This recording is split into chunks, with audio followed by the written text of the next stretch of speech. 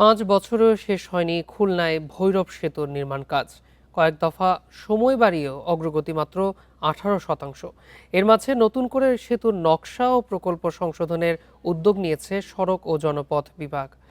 ১.৩২ kilometre দীর্ঘ সেতুটি নির্মাণের শুরু থেকে শেষ হতে মোট সময় লাগছে ৯ বছর। এ বিষয়ে আরও জানাতে খুলনা থেকে যুক্ত হয়েছেন আমাদের সহকর্মী অভিজিৎ পাল। অভিজিৎ, ১.৩২ কিলোমিটার দীর্ঘ সেতুটি নির্মাণ শেষ হতে প্রায় মোট সময় লাগছে ৯ বছর। কেন এই বিলম্বতা এবং কর্তৃপক্ষের ভাষ্যই বা কি? আসলে এই যে দীর্ঘ সময় ব্যয় হচ্ছে এর পিছনে আসলে কর্তৃপক্ষ থেকে বলছে যে এই সেতুটির যে দুইবার তাদেরকে হচ্ছে এই নকশা পরিবর্তন করা হয়েছে।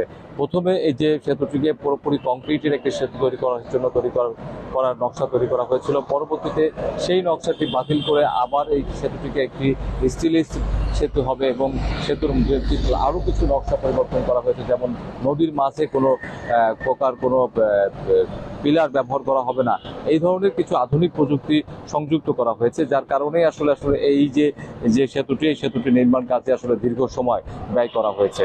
তবে এখানে এই বিষয় অবশ্য এই জায়গায় যারা বসবাস করেন, দিঘলিয়ার সাথে খুলনা শহরের যে যোগাযোগের যে ব্যবস্থা, সেই পুরো ব্যবস্থাটি কিন্তু নির্ভর করে মূলত আসলে এই ভৈরব সেতুর উপরে।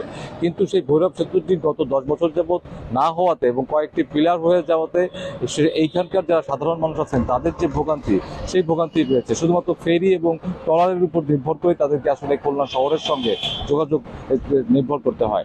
এবং আরেকটি বড় বিষয় হচ্ছে যে এই কাজটি যখন ২০২০ সালে শুরু হয়, সেই সময় যে পিলারগুলো তৈরি করা হয়েছে, সেই পিলারগুলো কিন্তু এখন আসলে অনেকটা অকেজো অবস্থায় হয়ে গেছে এবং সেগুলো পুনরায় ব্যবহার করার ক্ষেত্রেও কিন্তু নতুন করে ব্যয় বৃদ্ধি পেয়েছে।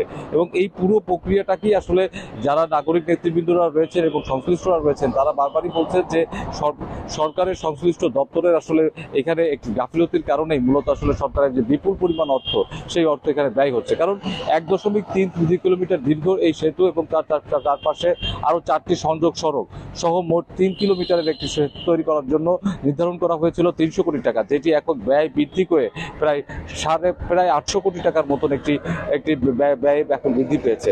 তারপরেও বর্তমান যিনি নির্বাহী কর্মকর্তা আছেন, তিনি বলেছেন যে আগামী ২০২৯ সালের মধ্যে সেতুটির মানুষের জন্য চলাচলের ব্যবহার উপযোগী হবে। এবং তারা বলছেন যে মূলত আসলে এখানকার জমি অধিগ্রহণের সময় যে মামলা ছিল, সেই মামলাগুলো সম্পন্ন করতে এবং জমি অধিগ্রহণ করতে সময় লেগেছে।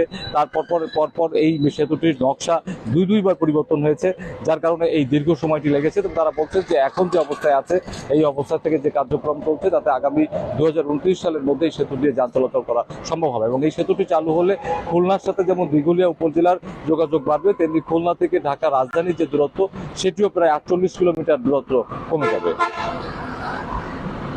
খুলনা থেকে জানাচ্ছিলেন আমাদের সহকর্মী অভিজিৎ পাল।